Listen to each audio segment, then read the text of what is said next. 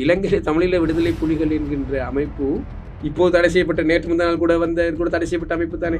கடந்த காலம் முழுக்க அது ஒரு விடுதலை இயக்கமாக, ஒரு போராட்ட இயக்கமாக, ஒரு பயங்கரவாத இயக்கமாக தானே காட்டப்பட்டது. அது இலங்கை தேர்தல் திணைக்களத்தில் கட்சியாக பதிவு செஞ்ச அமைப்பு தெரியுமா உங்களுக்கு?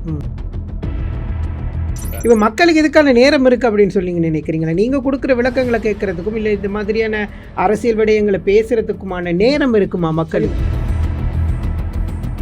இந்த அரசியல் என்பதை எவ்வாறு மக்கள் நினைத்துக் கொண்டிருக்கிறார்கள் அல்லது அரசியல் தரப்பும் செய்து கொண்டிருக்கிறது என்றால், ஏதாவது கொடுப்பவர்களாக இருக்க வேண்டும், மக்கள் அதனை வாங்குபவர்களாக இருக்க வேண்டும்.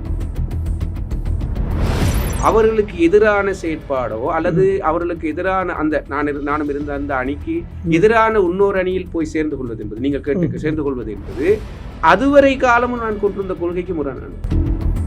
1000 கட்சிகள் ஆரம்பிக்கிற நேரம் அதற்கான வாக்கு வங்கின்னு ஒன்று இருக்கும் இல்லையா? இல்ல, அதெல்லாம் அது பிரச்சனையே இல்லை. நான் என்ன சொல்ல வருகிறேன் என்றால், அதனை தெரிவு செய்கின்ற பொறுப்பு மக்களுக்கு. இலங்கை தமிழ் அரசு கட்சி, அதாவது தமிழர்கள் அரசொன்றை உருவாக்குவதை நோக்கமாக கொண்டு ஒரு கட்சி உருவாகிறது. அது 1948ஆம் ஆண்டு அந்த காலப்பகுதியிலே அந்த குடிமை பறிப்பு விஷயங்களோடு வருகிறது.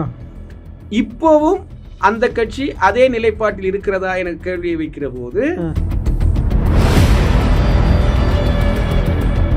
இது அவர்களது தேர்தல் அறிக்கை. இது ஆங்கிலத்தில் இருக்கிறது, தமிழிலும் இருக்கிறது, சிங்களத்திலும் இருக்கிறது.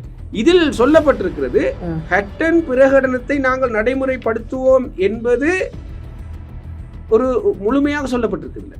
ஒரு வரி அப்படியே சொல்லுகிறார்கள்.